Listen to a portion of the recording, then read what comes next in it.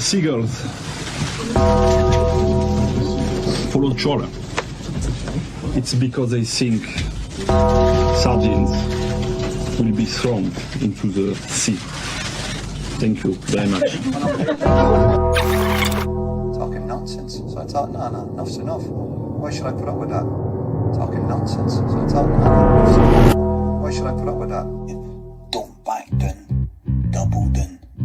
Don't back down, double down.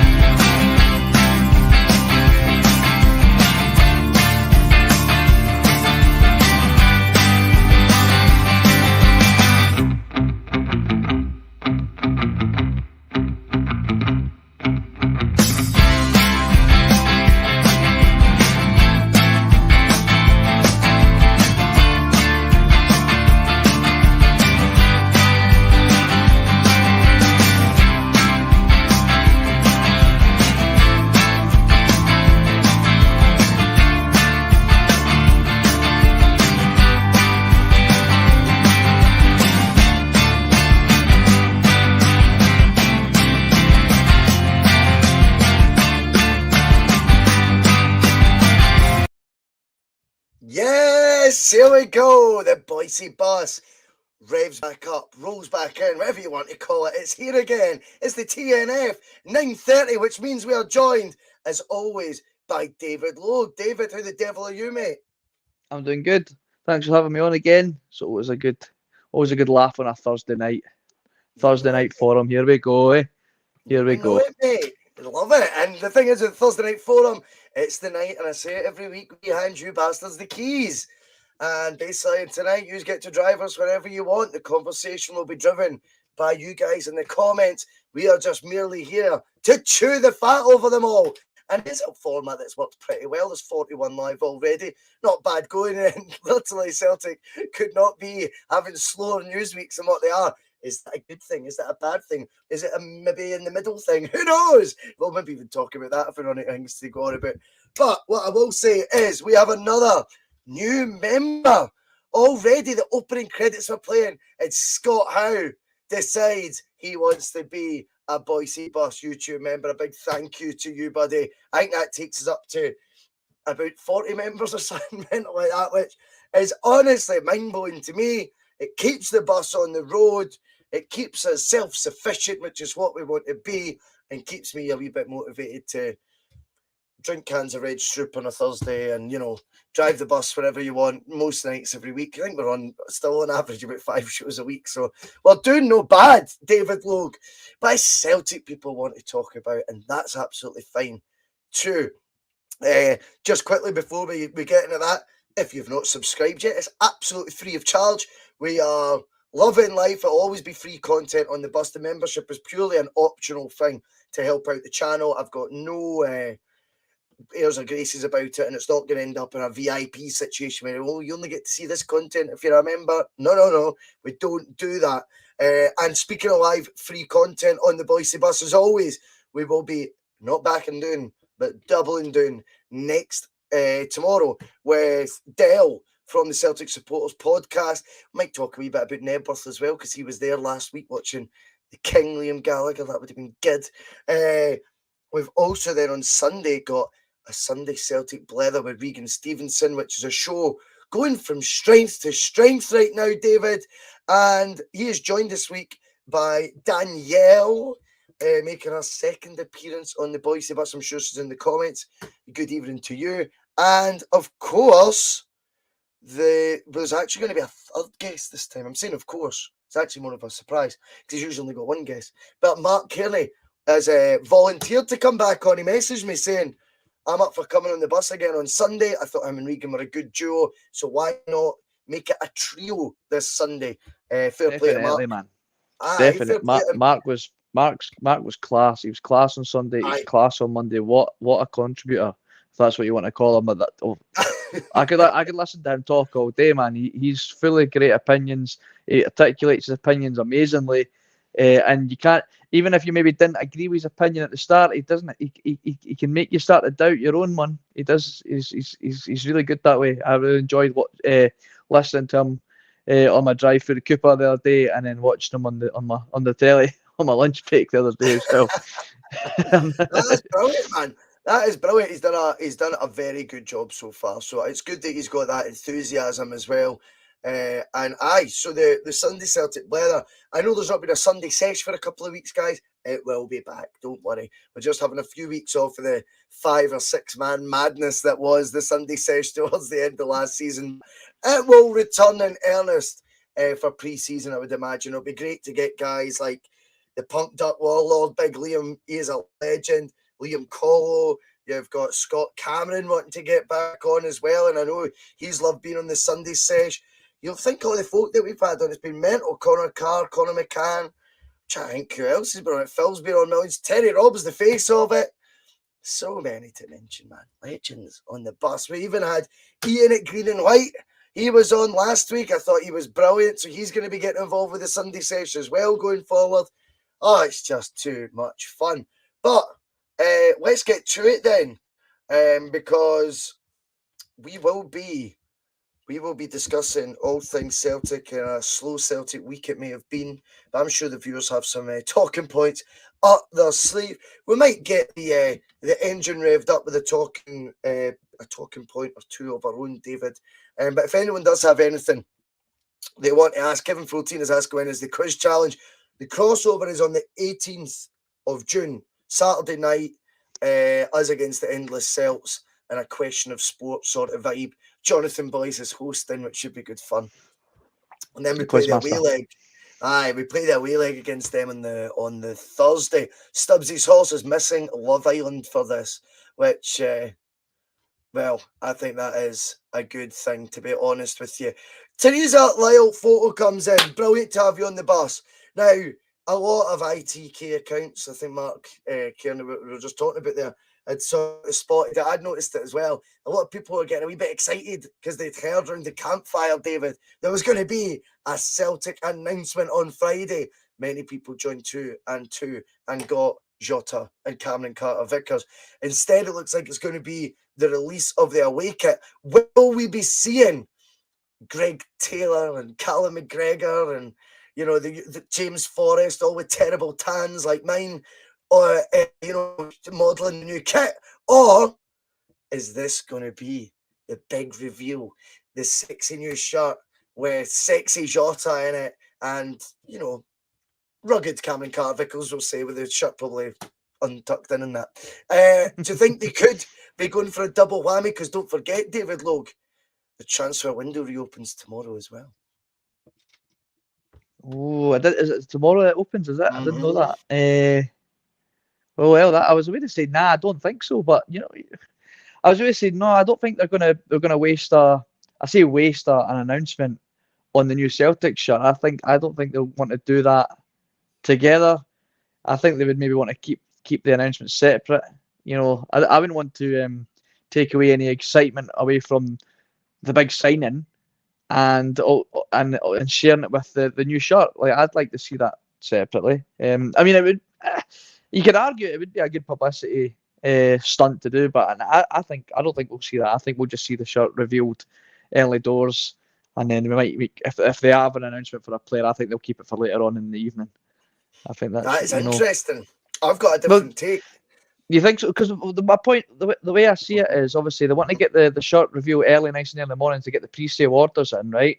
But when people talk to you about when is the best time to put things out on social media platforms, there's good time. Now, I can't off the top of my head rattle them off, but I'm sure there's like 5 o'clock is a really good time to put something out on social media, because that's when people are starting to leave work, and the first thing you do when you get out of the office is you check your phone.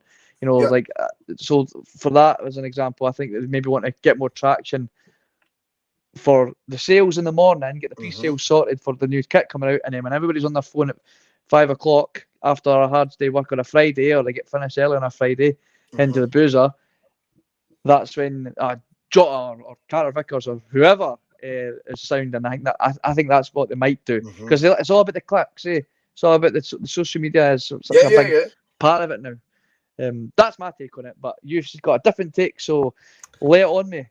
Aye, well, I think the way that you've went there, that I understand actually that side of it. I do get what you mean. So you would think that it would both be the same day, just at different times in the same day. Get the pre-orders of the kits out the road, and then I get that.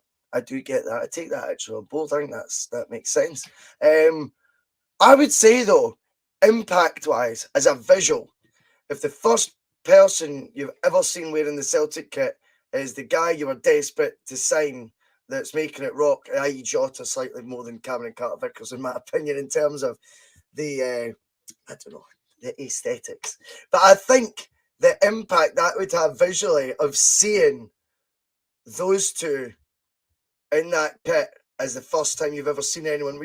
You've not seen anyone wearing the kit before, and the first two you see is the two guys you want most to be in a Celtic jersey next season. I think that would be very, very effective. I think it would have quite a big impact, and I think it would ensure the shirt sales would go mad. Teresa Lyle thinks it would drive the sales crazy, but I get what you mean by in the staggering it, but just do it, because theoretically you could still announce the shirt release and then have the models doing it later. But my mind, they usually do a trailer video now for the kits and stuff. Like, it's all very pop artist side. They do like the sort of music video, and I wouldn't be surprised if it was like one that was creeping up the kit, not up Jota's legs. I use at the back. I can hear you getting all excited.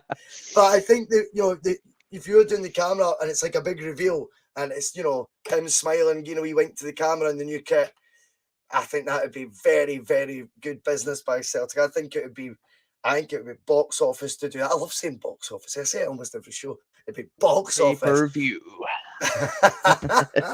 But either way, already I think tomorrow with the announcement of the new kit, for me, the kit Celtic wear are very important.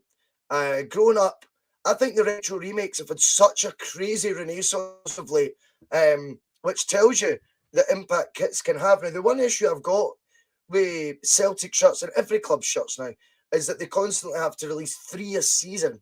Now, I actually think a lot of these retro remakes, see the reason why people are so desperate to have them, is because they were longer in the memory, David, in the 90s, because they were 2 seasons each.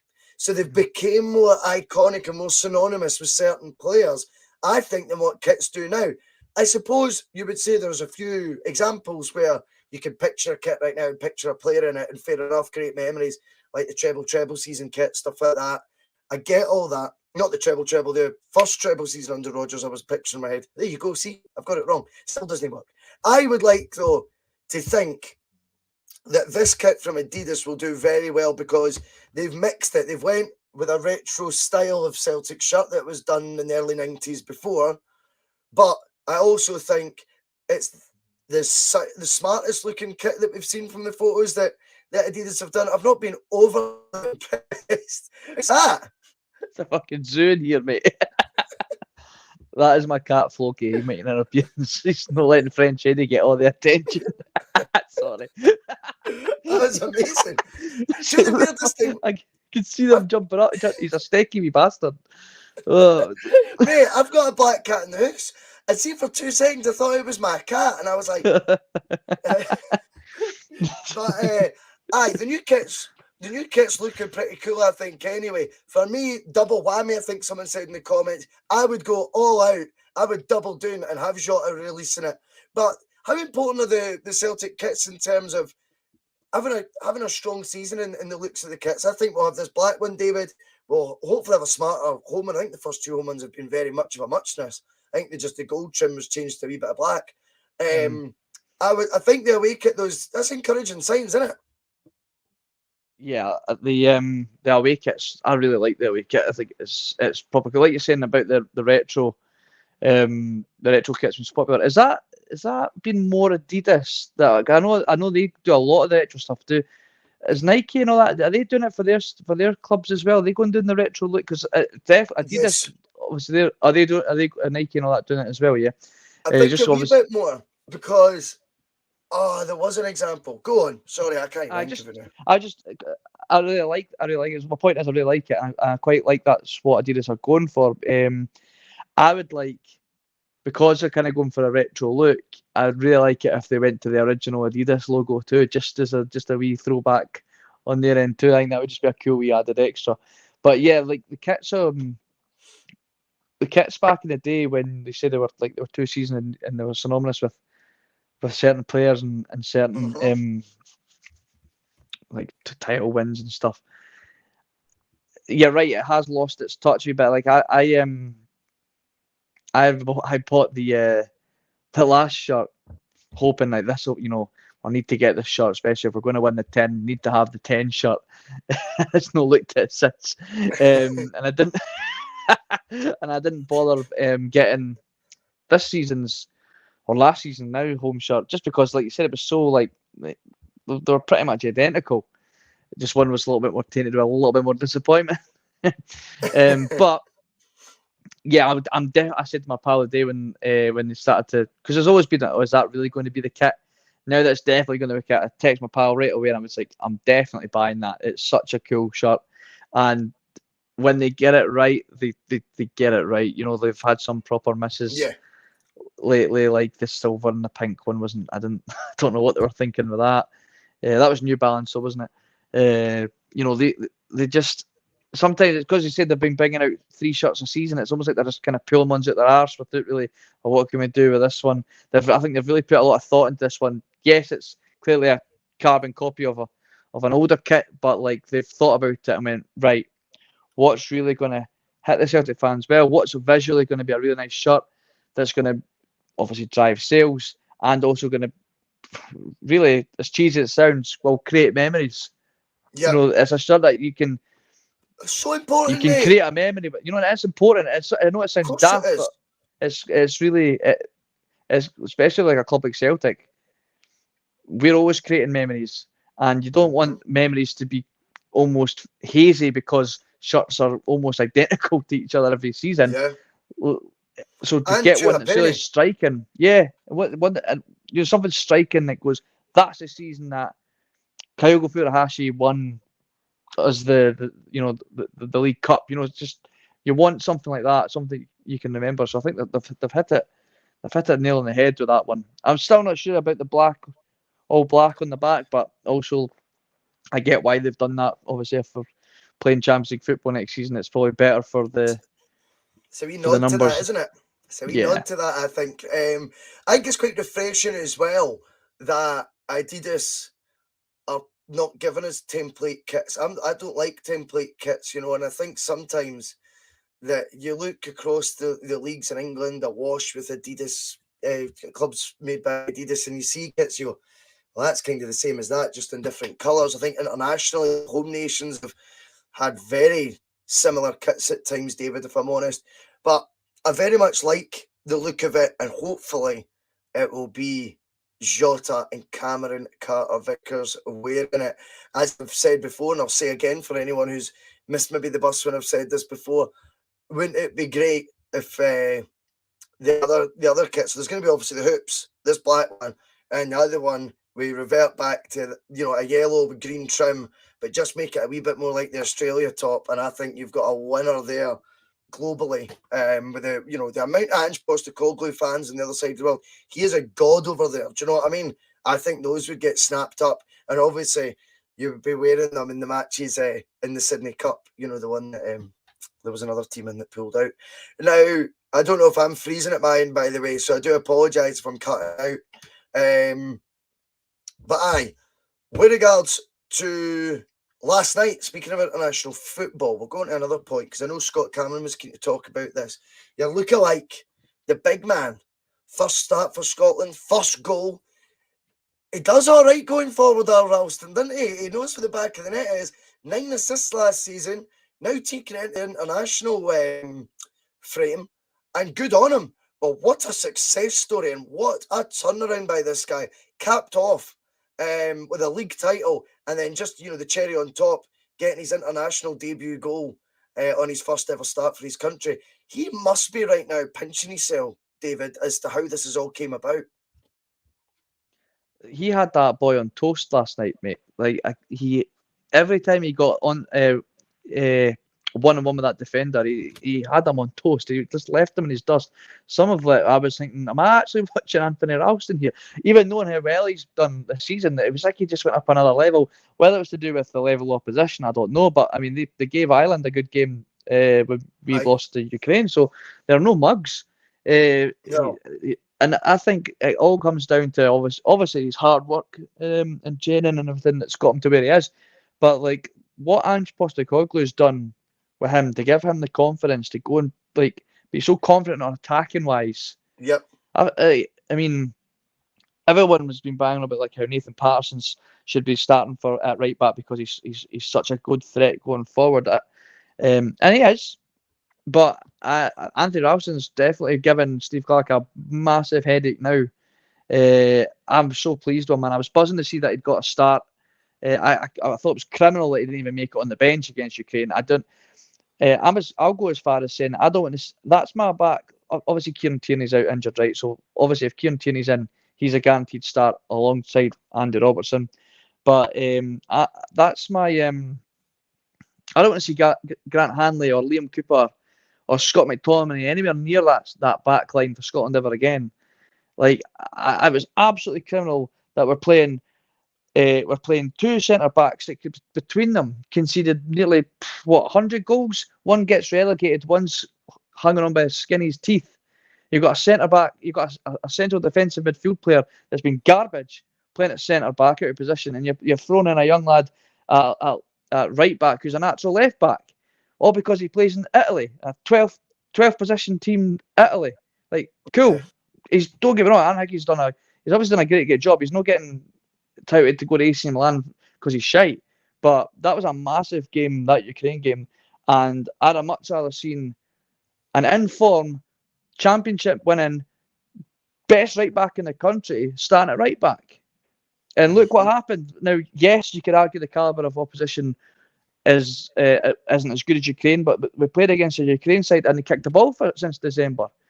Why are we not playing players that are on form in their position? And Anthony Ralston showed last night that he should have been not just on the fucking bench, but in the starting lineup. I was honestly raging. They were willing to chuck in Nathan Patterson, who's not kicked a ball all season, all because he had a couple of good games and because he's naturally gifted, yes. But Anthony Ralston's shown all season that he should be sitting there starting at right back, and he should be starting at right back again on against Ireland. It'll be absolutely shocking if he doesn't.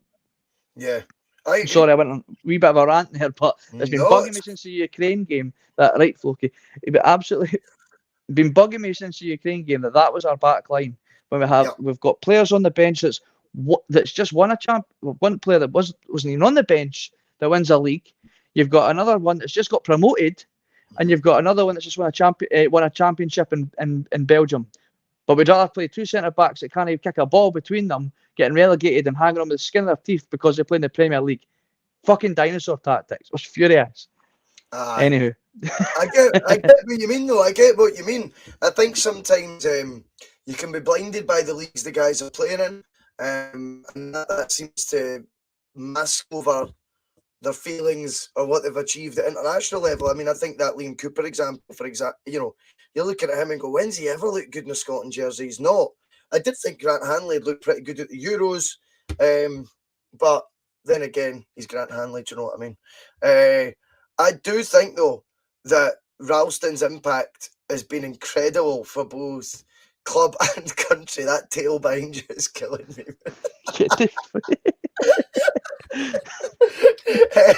It's just like waving a bit. I was like, what the fuck? I think Ralston has a big future at both Celtic and for Scotland. I think the fact that he's his redemption has been unbelievable. It's a story of, honestly, it's like Roy the Rover stuff that he's actually managing to do right now. It's incredible. And whilst the manager will get a hell of a lot of praise for that, I think it's remiss not to give the ultimate praise to Ralston himself. Yes, Ralston definitely. was given a 12-month deal. A 12-month deal last summer, basically almost in a nutshell, saying, look, we've got nobody here. There's 12 months because we're going to need bodies. He could have told Celtic to ram it at that point and go, I'm going to go out somewhere and try and fulfil my dream of becoming a first choice right back somewhere, you know. And I dare say he could have got a move to League One in England, something like that. And, you know, you look at the likes of Cy Ferry, played in playoff finals at Wembley, playing League One football with Swindon and stuff, said it was incredible. So these would have been quite attractive offers then, and would have probably been with the security of 2 to 3 years as opposed to just 12 months at a club where he's played a handful of games in 5 years and been loaned out twice already. He still did it. I think his love for the club shone through, and I also think self-belief shone through. Aye, all right, I'll keep this jersey. And you know what? The best reaction he's had is when we signed the Croatian international Juranovic. And 6 months down the line, I'm debating on here, and brilliant debate with the bus passengers about who should be starting, Tony Ralston or Croatian international Josip Juranovic. Well, it's not Scottish international Tony Ralston, international goal scorer Tony Ralston, or Croatian international Josip Juranovic. And that debate will go on, I think, next year. I know many feel that the overall final quality probably lays with Josip. I'm still not convinced that battle is over yet, mate. And I think the competition will be absolutely outrageous. Absolutely outrageous next year. Hopefully, Celtic can mirror that in the left-back area. And we're actually talking maybe this time next year about Greg Taylor becoming a mainstay in the Scotland side and things like this. I know Andy Robertson, that's ahead of him. In fact, that's very unlikely, boys. Scrap that I said that. But hopefully we're talking about Greg Taylor come next summer in a way where we can be saying things like, you know, well, Greg Taylor's now pushing, you know, player X, whoever that may be, for that left-back role. And they came with some pedigree, David, and cost £4 or £5 million, you know. I think that would be brilliant if we could see that replicated. That side of it is very much on the player. Do they have the right mentality? Do they have the right mindset? Do they have the right steel, determination, bollocks, David, for want of a better term? And I think Tony Ralston's proven it's not, you know, and by the way, with bits of quality throughout the season as well. Some goals that you just wouldn't believe. You know, that header last night was brilliant. Real quality, that header, real quality.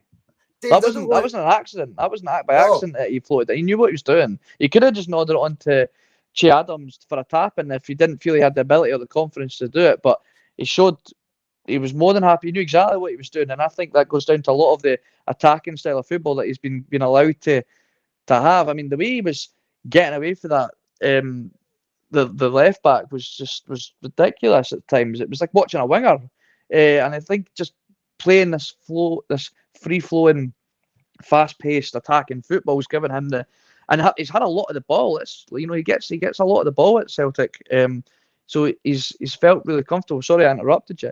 No, but fine. What you were saying about the mentality thing is like Anthony Ralston clearly, you know, we obviously didn't get to see it much, but I think he must have. Ange Postecoglou, obviously, yes, he was, you know, he was our only right back at the club, and I think a lot of us were groaning a wee bit going, I can't believe it. Only Anthony Ralston at right back, unbelievable. But I think Ange surely must have seen some sort of he's always said, you know, I pick players not only on their ability but their mentality, the kind of person they are. I'm sure Ange seems to kind of manage that would have sat down with every player individually to get to know them, and I think he probably seen in a small interview with Ralston going, you've got the mentality that I want to succeed, and you clearly have the hunger, love for the club, that you're willing to put your body on the line and everything on the line. You know, if it didn't work out this season for him, that could have been him done. You know, it almost felt that way. I don't think anybody would have batted an eyelid if he did leave. And if it didn't work out, it would have been like, well, good riddance. But now it's like, wow, now you're, like you said, you're debating whether whether he should be starting for Celtic or Juranovic, and it's all down to like the player's drive mentality. He was never short of confidence. I mean, he laughed in Neymar's face at 17, Yeah, that like, too. which came back to haunt him. But now you kind of look. Now you can laugh at that meme again and say, like, aye, the bricky's laughing right in your face, bud. Totally, mate. You know, The thing is, as well with Ralston, I think as well, we're all maybe a wee bit guilty of this, right? Where we just talk about Ralston in the sense of like maybe the mentality side of it. And I think sometimes you can almost do him a disservice as well by not talking about the quality on the ball. 9 assists, 5 goals last season, I think, as well. For a right back, not by it's good accident. numbers. It's good numbers. Doesn't take the penalties, remember. And then you've got international goals now getting added to a wonderful header, as you're saying. He scored a variety of goals, foot volleys, headers, last minute important goals. He's assisted with various types of crosses as well. And I think someone was saying in the comments there, you know, his crossing's really improved. John, I think it was. I totally agree with it. I think he's technically became a better player. I think we can allow Ange to take a lot of that credit because I think he's actually improved everyone on the ball.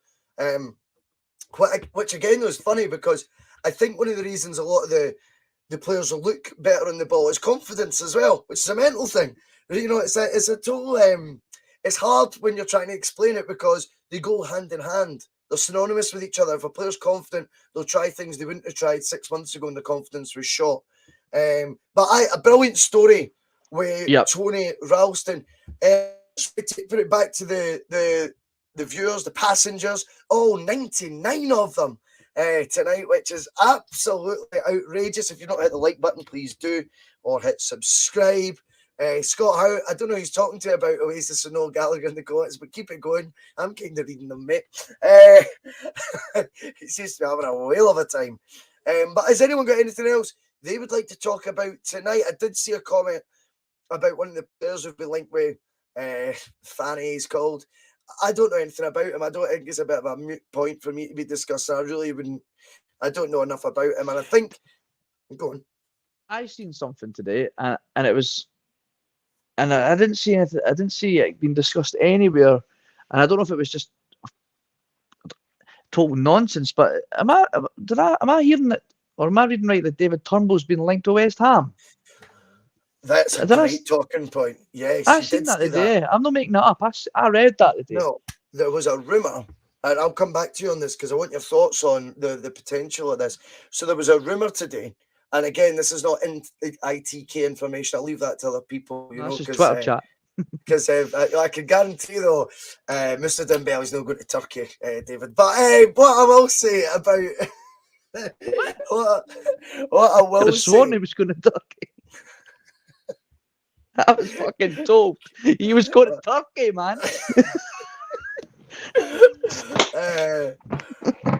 But what I mean, that's been confirmed he's not, mate, right? So we need to move on for that. But what I can say is David Turnbull, there was a rumour going on Twitter today that he changed agent. So I don't know if it was a spoof or not, because it was one of the more prominent agents. Was it Junior Mendes or something he's called? Phil will know. Phil will be straight in the comments confirming what the agent's name was, right? Because he's ridiculous. But that apparently was going hand in hand with the fact that will speed up the process of a potential move to David Turnbull. So I've got a couple of questions for you on that, David. Firstly, Mark was playing Judge Kearney on Monday. I don't know if you seen it. And he actually said he felt one of the more dispensable players or assets, I think he said dispensable assets. When you look at it, there's not many because we really need this group together. He says, but like we were talking about last week, when does Celtic go summer without selling one asset? Even with Champions League money, it is likely they will. Now, if that were to be anyone, do you agree with Mark? Then maybe it would be Turnbull. This is not a witch hunt against Turnbull, by the way. It's all hypothetical conversations. And also, if it were the case, Celtic are considering the potential of letting David Turnbull go after 2 seasons at Celtic. How much would you sell him for if he was going to a top 10 Premier League club? So firstly, would you sell him? Would you consider it? And secondly, if you are then considering it, What are you wanting us to get in the coffers? Right, I'm trying to think back to when on Monday when you were going through all the players. 'Cause I was watching it on the screen, and so our central midfielders, we've got Hitati, Rogic is away, and so is Beaton. So we've got Hitati, O'Reilly, McGregor. Currently, still got Sorrow, who's probably going to be away. McCarthy. Is that everyone? Is that everyone in that sort of central midfield position? It is, isn't it? Yep, I think so. I don't think I'd want to see him leave. It's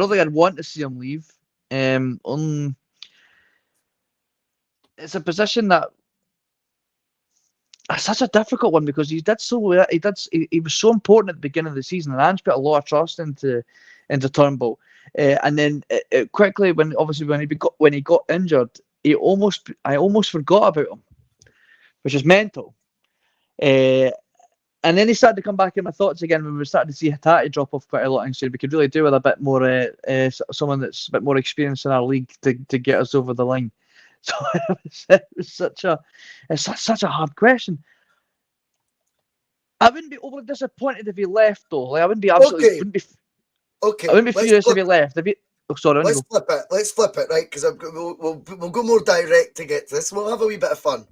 Right, you are now in charge of Celtic's wheeling and dealing. You've got Ange underneath you. You're the guy upstairs. I'm the West Ham chairman. I phone you. Ring, ring. I am offering you £12 million, not in instalments, 12 million cash for David Turnbull right now. But we need to be here back in the next 20. Well, what have we got in the show left? Let's just say for the purposes of the bus, 60 seconds. But, if they were saying we need to hear back quick. Where'd you then go, mate? It's funny because before I was going to say when you said how much would you willing to sell him, I wouldn't go any lower than 12 million. So if that was a case of I had 60 seconds to make the decision, I think I would take it. I'd have maybe tried to squeeze 15 and hope we'd meet in the middle. Maybe Stevie Kenny 15. agrees. There we go, 15. All right, 15. Then we'll talk. But still, deep down, I'd be like, I'd probably take the 12 if it came to it, because I believe Ange has got enough knowledge to know. There you go, 12 million with 20% selling. That's a good one. Good. I believe Ange has the credibility to use that money wisely to find a good suitable replacement. But you're looking, you're talking 12 to 15. It's a lot of goals and assists. It's an important player, and also we have to remember this is a Scottish international player who is the rules. The rules of the Champions League is we need so many homegrown players in the team. Yeah, I don't know if he counts. But does he fall in that category? I should. I mean, is it not like just Scottish? As a Scottish player, not homegrown as in from the Celtic youth setup. I mean, like an actual Scottish player in a Scottish team, or is that not a rule anymore? No, I think there is a homegrown rule. Whether he must be part of it. Because he's been, he was a Motherwell youth in that 5 years in his domestic country. I think it is something like that. He's got the vision of a great pass, and is the kind of player that Kyogo thrives off of. I felt one thing that I felt Kyogo's making a lot of good runs that were not being spotted, but I think Turnbull's the kind of player that can pick out a pass and like spot a run like that. But 12 to 15 million, you're probably taking it. Probably taking it. 8 homegrown players we need to have in our Champions League squad. 4 have to be club trained. So 4 can be a David Turnbull. They would fall in the other, he would still be part of your 8. Right. So you got Ralston, McGregor right off the bat, Forrest. They're all homegrown from the club trained. So there's 3 out of 4. One more. Well, you've got your Mickey Johnson. If he stays, you can throw him on the bench. But again, I think that it's interesting because we had a lot of fun when we were going through the squad potential departures, who you would keep, who you wouldn't. And I think that was the one that Mark was sort of on the fence about. And then obviously we've seen that rumour today. And again, I stress, we're just talking about a rumour that was on Twitter. Neither of us are chasing David Turnbull out the door. Scott House says, we need he's going nowhere. Come on. And Might MT, I always struggle to say your name, mate. He says we need to keep him. Scott Howe loves Turnbull. There you go, mate. I think Welsh. Good shout. Welsh, aye, right enough, Aye. aye. But that's interesting with the homegrown rule, because it is such an important aspect of this as well. So I think Turnbull right now is more likely to stay. What I would say about the valuation to you, David, £12 million in the English Premier League now genuinely would be the equivalent of us selling like Craig Burley 20 years ago for £2 million. That's genuinely how little that is. In terms of TV money, 20 years ago, we sold Craig Burley for, was it 2 or 3 million to Derby? I think the TV deal in England then was about 15 to 20 million a year. It's now what, 90 to 100 million a year? 12 million of that. It's that sort of 10% sort of mark. It's crazy, but 12 million genuinely isn't actually that much to them, albeit if there were to be an offer like that, I tend to side with you and think it would be considered. A club like West Ham's 12 million is not a lot of money, but I think I think Brentford, that's quite a. I know they've got the riches of the Premier League, but these clubs seem to still, in the grand scheme of things, are still in a bit of a shoestring, eh? Obviously, you know what I mean by that. Like, you're compared to like your big guns, like even like say your West Hams and Arsenals and stuff. Like, I mean, and they were willing to splash, what was it, 7 million or something for Ayer plus add-ons, and he only had 6 months left in his contract. So, yeah, you're at least 12 million at the very least. There's Paul Dye. He would take 12 million chomps for David Turnbull. So mixed messages we're getting here, David, isn't it? But it is interesting.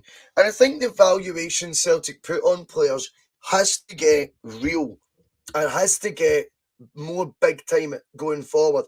I think so often as fans are scared to say anything because someone might be from the other side, and this goes both ways, by the way. You suggest that David Turnbull's 12 million, you'll get laughed at by Rangers sites or Rangers fans, and they say that Nathan Patterson's worth 12 million, and we all rip them. See, at the end of the day, we're all arguing about scraps of money to these cash-rich clubs, mate. Scraps. And that's how petty it can be sometimes in Scotland. Can we not be looking more realistically at going, fuck them? See if they want to go and toss £30 million on that Pickford idiot in goals. And that's not even the worst example. There's so many more. Nathan Ake, what did he cost Man City for Bournemouth? 50 million or something? What Liverpool sold Solanke for in the Championship? Sold him for 20 million. Like, that's wild. So and he kicked the ball. Why can't we start going, do you know what? Who cares? Who cares what anyone's saying about it? Who cares about, Petra? Let's just get real here and stop worrying about being in the backwater of Scottish football or letting clubs take the piss out of us because, in England, they're maybe lowballing offers because they know our TV deal's poor. See if we consistently qualify for the Champions League, and I know I harp on about this all the time, but see if we had the players' values increase, not just because of the level of competition they're regularly featuring in, but because Celtic are a more cash-rich club. And as a more cash-rich club, can hold clubs to ransom more. This isn't rocket science, David, what I'm saying here. This summer, I would like to think, if Celtic were to sell an asset, if Celtic were to sell an asset, we will charge way over the odds, and we will laugh when we'll post it saying, I would have took that for him, and Twitter will be alive with people going, oh, how gullible are you that you believe this is crazy. I don't care about all that nonsense. Let's just look at the accounts when they come out, because Celtic regularly release their accounts on time, and not at 10 at night. You were talking about deliberate times you release information and things, it's funny that they always release their accounts at like midnight, but anyway, that's just a wee jibe. But for me, I think this summer has to be the start of a new era for Celtic when it comes to, that's fine. We might sell a player, we might not. But if we do, it's top dollar, it's EPL prices, and you can ram it if not. Because we're seeing guys leave now the English Championship, that have never played under the pressure that comes with, starring for Celtic. And that is the thing. How often do Celtic players go down to the Premier League in England and fail? There's Fraser Forster, who had an excellent start at Southampton, was in the England squad, went to a World Cup. He's then regained his place now and a move to Spurs. You look at Wanyama initially when he went to England, outstanding for Southampton, went to Spurs, funnily enough, as well. You look at Kieran Tierney, there's talk of him going for 50, 60 million this summer. You know, you look at Van Dijk, he became the best defender in the world. Chris Ayer, by all accounts, had an excellent season at Brentford. Edward maybe didn't do too well. But what you've got to say over the pace is it's a pretty good strike rate. Celtic's a good market to be buying from. Well, we need to change that. We need to make Celtic, okay, we've now got a body of evidence that when we supply players, they do well. So the price ramps up. Have Celtic undersold their players with the benefit of hindsight? And some of the examples even I've given you there, David, in the past. Definitely what we sold Virgil van Dijk for 12 million, and then we're buzzing that we get a 10% or 12% sell-on clause, and that's good. That's great. But it might have seemed like great business at the time, and hindsight's a beautiful thing, eh? But like Virgil van Dijk, you know, he's a perfect example. He never come out of second gear at Celtic, and it was blatantly obvious. And the whole like, he only looks good because he's playing in the SPFL. That didn't really wash for me with him, because it was like, yeah, there may be some players where you could go, okay, maybe he does just look good because he's playing SPFL. But I mean, Virgil van Dijk just strolled it, and everyone could see he strolled it. I mean, Chris Sutton had touted him to be, I remember him arguing with somebody on Sky Sports saying, why can't Virgil van Dijk not be seen as a Ballon d'Or? He could be up for a Ballon d'Or. And it was laughed in the studio for him only to then be maybe the best defender in the world, only 2 seasons later. You know, people that know our league, and people like Chris Sutton stick up for our league, who puts his neck out for our league. You know, he's laughing his head off because he could see, and I wish that we as fans in the Celtic could stick their neck out on the line a bit more and say, no, you're going to have to pay top dollar, because we know, and everyone knows and can see that he's going to go straight to the top. Like we did, I think we did all right for what we got for Frimpong, considering how little we paid for him and how he was only, a season and a half.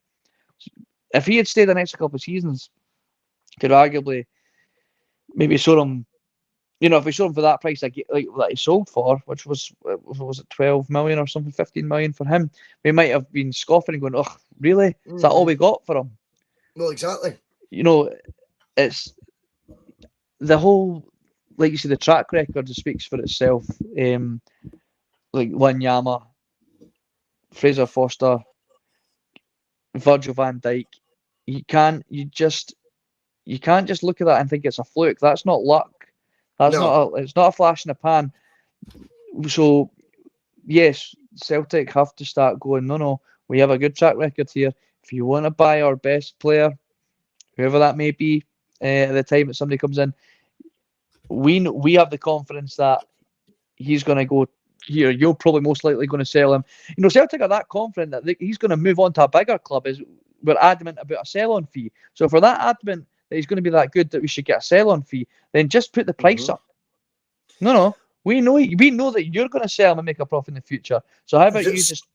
Why is that not included in the fee then? We're almost accepting our own underselling. Aye. And, but I'm gonna actually, I've got an interesting take on this because it's actually a good debate. Now, I know there's a lot of excitement across the city, and this isn't about jibes, by the way. This is, I genuinely think, fair conversation. Between us, we've listed a heck of a lot of players that have done a proven now pathway down from Celtic to the EPL and made a success, and it's worked out for. I think I know where you're going with this. For the buying club. I think I know where you're going for this. But go. Jeremy Frimpong is now another example, being linked with Bayern Munich after a season at Leverkusen. Now, with that success rate, Celtic have credit in the bank to then increase their demands. I think as well, the fact we've got guaranteed Champions League football, so guaranteed income from that, is also a big difference between us and our neighbours. Our neighbours are getting very, very excited that Calvin Bassey could be the next to depart for Dembele dollars, a term that they coined. Mm-hmm. Now, the last time Rangers sold a fullback to the English Premier League wasn't so long ago. Young, upcoming fullback who had 6 months of really good football in a Rangers jersey and looked like he was, going to be a very exciting prospect. By all accounts, an 8-figure fee was splashed out on him with sell-ons that were going to take up to, 15, 16 million. He's played 45 minutes against Boreham Wood for a shite Everton team. For an Everton team that opted under 2 different managers to play John Joe Kenny, who didn't cut it at Celtic, ahead of him. Does that come into the thinking? I think it does. I think the fact we've got the proven track record, the history of you sign from that club, you get good value for money, and the player will do well, or we'll sell him to one of the top 4. That gives Celtic's reputation, I think, a bit of a shot in the arm. Undeniably, Rangers don't have a track record. I think that's the first player they've sold for money in God knows how long, and not cut it for whatever reason. In fact, he's a million miles away from it at Everton, a struggling Everton team. So that, I think, does come into the thinking. The fact they've still not got the assurances of Champions League money, I think might make them keener to sell. I think, as John Dal Thomason once said, I think they need the money. Don't you? You're all clever boys. You're all clever boys. But I think, Bob McBob says, that's what happens when a manager signs you, then you get sacked a few weeks after. Very naive, Bhoycie. Firstly, Bob McBob. Now, I like you, big man. But the one thing I am not is naive. If you think Rafa Benitez signed Nathan Patterson, I think that's pretty naive. It's not how it works in the EPL, Bob. You should know better. I think what's happened is 2 managers have had a player recommended to them. They've approved it, maybe yes, but Benitez approved it. Neither have been impressed with what they've seen, mate. He has had 5 months. He's played 45 minutes against non-league opposition, mate. I don't think that's naive. Hooked at half time. That's not naive. That is a fact, mate. I think Nathan Patterson is clearly a very gifted player, and he's clearly got a talent to do well. And now that he's no longer associated with Rangers, I hope he does do well, because it's only better for the Scottish national team, right? Frank Lampard has a track record of working with and doing very well with young players. You have to look at what he did at Derby, and then look at what he had to do with not being allowed to sign anybody at Chelsea. So what is it that he isn't seeing, or what is he is seeing in training that he doesn't fancy with a young, talented prospect that was signed for big money from a big Scottish club? What is it that he's not doing? And there's that whole debate. There's looking back at what we were talking about earlier on. I don't know anything about Nathan Patterson. What's his attitude like at training? What's his mentality? Is he doubting his own abilities now? Whereas what we've seen with another Scottish international right back is he wasn't first choice, and he knuckled down and shown his manager what he's capable of. And now we're arguing whether it should be Anthony Ralston or a fit Nathan Patterson to start for Ireland against Ireland. Sorry. So what is it that Nathan Patterson isn't doing that's now got us questioning whether he's a perfect example as why clubs down south don't want to spend the big money on our players? But we have to look at if we look at the other side of the city, and I don't want to do this for very long, but there's something to be said about what they've definitely had players in the last couple of seasons that you've questioned whether they would sell for reasonable money, arguably big money, and whether they were not fancied or Rangers chose not to sell them. Keeping their better players together for longer clearly contributed to getting them to a European final. So what's to be said about if Celtic don't have to sell an asset this season because we're in the Champions League, or whether we didn't make the Champions League? Is there something to be said about saying, no, unless it's top dollar, we are going to keep our assets because we have ambitions of making our club more successful in Europe? There's something to be said about keeping your best players and not worrying too much about chasing 12 million. I agree with that, and I think there's been far too often, and I think I blame Celtic as the board for this.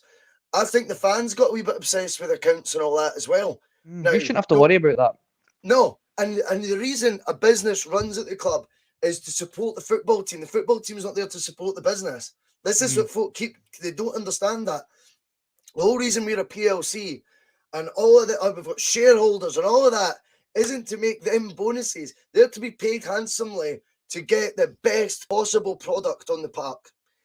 I honestly think that gets so missed sometimes. I mean, you look at, obviously there's always the petty battle, and I like the banter, by the way, because I don't get personal about the Rangers stuff, and I don't use the H word on the show or any of that. It's not my style. I don't need to. Do you know what I mean? I like to have good banter, and Bob's been brilliant value in the tube chat, as is Baron. No issues with him at all. Gio Van Sunes is pulling me up on Twitter, left, right, and centre. I don't mind. I think he's sound. But interestingly, whilst I laugh right now about Rangers and being the coefficient league champions, I mean, I've never seen so much about coefficient points in my fucking life. I think Celtic were guilty maybe the last decade of talking about, our accounts, we're the accounts and profit champions as well. I've never read so many articles in my life, and I fell for it maybe a few years ago. I stopped maybe 2-3 years ago. I think when it got closer in the league, when Gerrard was there, I started going like, I'm actually sick of reading about Rangers are about to go bust, and no offense to these bloggers, they've got to earn their coin somehow, but I just felt at times like we were far too obsessed with. Did you see the latest accounts? Oh, we've got 21 million in the bank. That's no fucking good to me. I just paid 30 quid to 12 million on the pitch.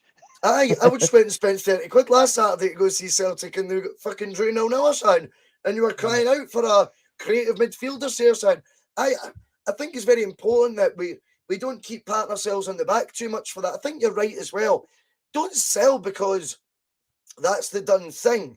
But of course, this leads us to our next point, because someone said in the comments, I can't remember who it was, I apologise. Was it AGS? No, who was it? Someone said in the comments, and forgive me, but they'd said it's because now Angelo is signing guys on the basis of selling them Celtic, or words to that effect. They said, though, he is selling Celtic to players. So the players are joining because they want to be at Celtic. Out of the signings we've made so far under Ange, it is funny because I don't envisage any of them crying out for that big move to the EPL. They all look like they're having the absolute time of their lives and are all part of, I don't want to say journey because, they were on the journey.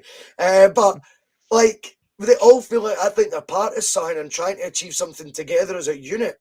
And that buy-in definitely Postecoglou is responsible for 100%. We are no longer Stepping Stone FC, and long may that continue. But if we were to go down the road, David, of considering selling a player, let it be because that player agitates for a move. Because here's the difficult bit. See, if I don't think any of the new signings are going to be agitating for moves anytime soon. I can't actually picture David Turnbull, who we were talking about earlier, agitating for a move anytime soon, to be honest to you. But where Celtic got it wrong, ironically, after all this, is they held on to players who wanted to leave, been going for 10 in a row, and that bit us on the arse, and that shows you the other side to it. Celtic fans would have went mental if we'd sold Edouard, Christie, Ayer that summer. We would have been raging. Eventually, we would have got over it, but at the time we'd have called off. You wouldn't stay for one more year. Henrik would have stayed for that last year if the 10 was on, etc., etc. Yet, when you look back at it, Celtic did what probably the fans wanted them to do at the time and held on to their assets when they would have had offers, and they knew that Ayer and Edouard would leave with only a year left on their deals. That reduced their values, and it backfired. So we can't also... There's a fine line here to be played. I don't envy their position at times, David. Do you know what I mean? No, it's a difficult one because, like you see, who'd want that job, eh? Like, you're just debating about it and it can stress you out. Yeah, the thing with the whole Edouard and Ayer one is, it makes you wonder if the board would have trusted Lenny to bring in the replacements with such a big gamble of a prize there dangling in front of him. Because I don't know, like Lennon's had a decent record in his first stint of bringing in He did. players, but I think that also came down to or did we not have a guy in charge of that? What was his name? Did he not go to Man City or something? He There was was John the guy. Park. John Park Park, was there. that's his name. Aye. Got a client called John Park, and that's why I was trying to picture him in my head because I couldn't think his name. Yeah, but did he not get a lot of the credit of signing like Wanyama and Van Dijk and stuff? So I don't know. Maybe if the board were thinking, yeah, we probably would like to sell Edward and make a bit more extra cash. He doesn't want to be here. Lennon said, no, I want to keep him. They're trying to weigh up whether, like, do we trust Lenny to replace him? And obviously, Ayeti was brought in to be the next, almost a transitional striker. Like we'll keep a hold of Eddie, but here's Ayeti, here's the new guy. He's going to take over. And obviously, that's not worked out. David, do you think as well, though, with Lennon, because I agree, Lennon's first era, honestly, is one of my favourite seasons. I'm so devastated still we didn't win the league that first season, because that team was full of guys. I don't know if it was my age at the time. I was early 20s. I was in like the first year. This was the second year I owned Mon Boozer. Life was good, mate. Do you know what I mean? Like, we're rolling in the cash, full head of hair, looking gallus, mate. And, you know, like, Lennon had a team of guys my age. Do you know what I mean? Like, they were like Kayals, Wanyamas, and all that. Like, I think Wanyama was the next season, but anyway. But when you look at Juarez, remember him? I thought he looked brilliant at first two. So did that, like, class. He's a Geary, Hooper. They were Ledley. They were all similar ages to me. Do you know what I mean? They were just awesome. They were good characters. I loved it. But see, when you actually look at Lennon's first era, it actually became, of course, he had a good signing rate. He signed about 100 million players. We can't afford to be doing that either. What's been incredible with Ange, so if you actually look at it as a percentage, Lennon's strike rate percentage-wise in that first time, I mean, for every, you know, Joe Ledley or Kaya or Hooper, there was, you know, a Freddie Lundberg. There was that Usman Capo guy for Juventus. You know, there was Chaduri, stuff like that. Like, there was a lot of Don't you talk bad about Chaduri. Don't you talk bad about Chaduri. Sorry, how dare you? Gershon, stuff like that. Like, there was a lot of shite signed. Ange's strike rate, though, in terms of signings, this is what the incredible thing is.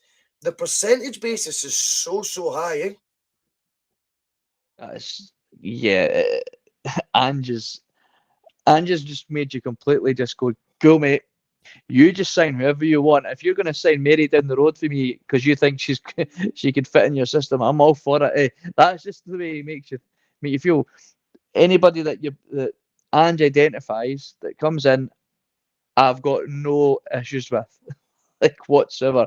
That because of how successful he's been. Like, there was always a little bit like, oh God, he's bringing out, okay, just because Kyogo worked doesn't mean we need to bring in another 3 from the same league. Like, you know, we still don't know enough about the league to suggest that it's going to work. And then that happened, and you're like, okay, all right, Ange, just you keep bringing them in, mate. Wherever you're finding these players, you bring them in. I've got no problem with it. Don't you wish your right back was Kevin 14. You know what I loved about him, right? Was that pass back he gave to Forster, that Forster was so slow he couldn't catch it. And he was absolutely raging and embarrassed. We're all raging. And he's just got that big grin because he couldn't believe what's happened. Mate, that OG in Europe was absolutely calamity at its finest, man. Never seen anything like it in my life. I genuinely thought he was brought in because he came at the same time as Ki Sung Young. And he was, you know, he was a baller. He was another baller. A lot of talk was, you know, there was that thing where you bring in a couple of guys from the same nationality to kind of help them bed in, so they have some sort of familiarity, all this kind of stuff. And I think that was a lot of people say that's the only reason Chaduri's here was to help Ki Sung Young. But, you know, Chaduri, man, what a ledge. He did an actual decent career. I think he played Bundesliga football for years, like Yeah, top flight. So yeah. a weird one, but aye, Warren did sign a lot of players. But the good thing is going into this summer, when it comes to the signings, you know what I mean? It's like, I think we're going into it with real confidence that Postecoglou is going to get it right, because we've got the evidence now there to suggest when he signs a player, David, he signs the person, he signs the personality, the character, as well as the ability. And that, for me, and he only signs guys that are desperate to join Celtic, and he doesn't sign them on the basis that, oh, in a year's time, mate, I'll get you a move. Do you know what I mean? No. Which is brilliant. I don't want to see that anymore. That has to change. And this takes us back to when we were talking about selling players for the right price. If Celtic believe in Celtic, they'll get excellent players wanting to come to them if they sell the club right. Secondly, if Celtic want to sell a player for their true valuation, Celtic will do that when they sell what the players achieved and the circumstances have done. So table in European football right now, it's time to act like we're sitting at the top table. And whilst we want to see that on the park first and foremost, I think off-field wise, if there was to be any interest in any of our players, we need to act like a Champions League club and say, no, I don't think so. Not unless you come back with this. On you go. No, like look at Arsenal with Saka. Like he's clearly their top player, and now you've got City apparently interested in signing him. Arsenal aren't just going to bend over just because City want him. Like they're gonna act like a big club like Arsenal are and say, if you want our best player, you're gonna have to pay top dollar for him, and that's exactly what we need to start doing. We don't want to start seeing our players just going for pennies just because, oh, we want to be able to say that we sold a player to the Premier League, because that's what we do at Celtic. If you want to come and play if you want to play in the Premier League, you come to Celtic first. No. If you want to play Champions League football and win trophies, you come to Celtic. And what will be after that. You're in charge of where you end up, because you're wanting to come play for Celtic. You're at a big club. You're at a Champions League playing club, and if that's what you want to do, you want to play Champions League football or European football and win trophies and represent a club like the size of Celtic, a world-renowned football club, a dynasty. You sign along the dotted line here, and that's what Ange's saying to Jota. He's not saying to Jota, listen, I know you want to be like your idol Ronaldo, and you want to go and play in the Premier League, and you want to go and play for Real Madrid or whatever, but we'll help you get there. He's saying, look, we've got an option to buy you. We want you to play here. Do you want to play for Celtic? If you do, sign it. If you want to go use as a stepping stone, then I'm not interested. Yeah, I agree with that. Totally agree with that. And he'll tell Jota, don't bother. Don't bother if you've got one eye already on the Premier League. Don't bother, because I need both eyes focused on our campaign. I think, and what will be, because you're a good player and you'll get your move. Somebody will come in for you. There's no denying it. It's literally inevitable. It's not a matter of if, it's a matter of when. But until that time, if you want to play here, you sign now. You sign the dot, or I'll move on and I'll find someone else that does. That's the way Ange works. Oh, I think so. Moving on. I think you're spot. No, I think that was a brilliant way to round that up. I think you're absolutely right. We just need to hope that the board can adopt that mindset as well that Ange Postecoglou has clearly shown. Now, Scott Cameron is going to finish off the show with his point. He says, who would be in your starting line for our worst 11 of the decade? Oh, that's a hard one. Okay, well, Barkas goes in goals. Barkas goes in goals, and of course, Barkas just recently left. Thank you very much, Dan. Appreciate it, mate. But you've got Barkas in goal. You're looking at, oh, fuck, man. What a negative way to end this show, Scott Cameron. I know. Cheesy peeps. I'm just trying to get funny ones, really. Stepovic, was he there in the last decade, was it? Stepovic, he's the striker, wasn't he? Ah, he was. What was that? What was that Polish guy that we had? Brožek. Pavel Brožek. They two up front, they'd be dynamite up front together. Hey, Brožek.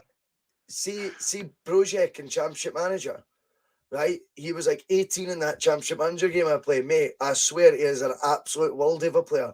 So see when we signed him in real life like 10 years later, I was like, I know something they don't know. This guy's going to be a total baller. ITK. Right. IT boys. IT boys. Aye, IT boys can't work a computer, but He's not going to Turkey, though. Bhoycie, Patrick McLaughlin says, remember John Bhoycie? He'd played... The guy that went to Mold, did he go to Malden and Tanners when we played them? We played them, the absolute ripped us an new arsehole. He looked like a different player. Aye. He looked like a different player. Stubbsy Sauce is saying Raphael Shite. I think he was about 20 odd years ago, no, the last decade, Stubbsy. John Joe Kenny says John Duncan. I'll take that. I think that. Phil McGinley comes in, Mo Bangura. The one that Larson recommended. We also had to wonder if he'd recommended the wrong one. Because there was another Mo Bangura. Kazim Richards. He was awful. Carlton Cole. He was poor. He was poor. Ball and goalie. I'm not going to put him in there in the last decade. No, I've not seen enough of him, to be honest. He didn't look that bad. Yes. Compare. Oh, he must have been so bad in training, never get a chance. Like, never. I think he was on 20 grand, I reckon, a week as well, eh? Scary money.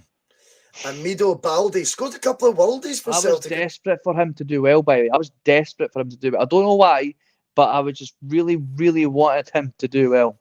Because he was the guy that would replace Gary Hooper. I remember like it was yesterday. I don't know why, but I was in the Overgate in Dundee, and I was standing outside one of the, I think it was New Look, waiting on my now ex at the time, shopping, and it came up and it was like, Gary Hooper who? And he was like, and he had quoted like, I'll make you all forget about Gary Hooper. And I was going, yes, fuck that guy, going off to Norwich. Come on, Amido Baldi. And I was so desperate by wanting him to do well, but he let me down. He let me down. I think Tolyan's a good shout by Scott Cameron. Is that the right back that was that? On loan. Aye, he total sold the jerseys against Valencia, I remember. Now is he like going for big money now though? I'm sure he's like, there was talks about him going to buy him and stuff. Like what? I could have, my pal sent me a link saying like there was a transfer talks of him moving on for big cash. I'm sure he was. Oliver Capel. Who was the guy we got for Ruben Kazan on loan? Was it Ruben Kazan? He was a winger. Murabek or something. Oh yeah, he had a great game, and then never seen him again. Mubarak, yeah, that's right. I think class.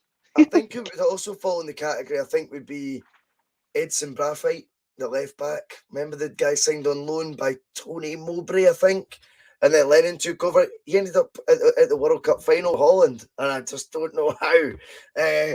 But I remember that season we signed a guy on loan who actually would have made permanently, just to go slightly off tangent, Diamansi Kamara. Did he score against? He scored against Rangers, didn't he? Did he score against? The man get different Kamara. I'm thinking El Kaduri. El Kaduri, aye. That's right. He scored to be. Oh, Scott Cameron. I agree with that though. De Vries. The goalie. Remember, he was going to be Rodgers' number one. Because he can play with the ball at his feet, you know. Shved, at least his bird was tidy. Fucking hell, man. Anyway, on that note, we will call it a night. It's been a brilliant T.N.F. Over 100 most of the show. We really appreciate it. Hit subscribe, hit like, share it if you want as well. Brilliant with the comments. I don't need to tell you to do that because you all do that so well.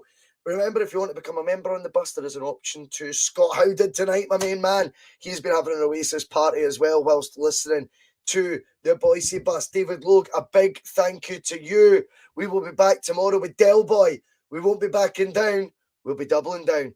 See yous. Some of his comments about me deliberately trying to cause controversy. Well, I work in the media now. And you've got someone sitting there next to you who's an embarrassment to the media profession. He's an apologist. He's a charlatan.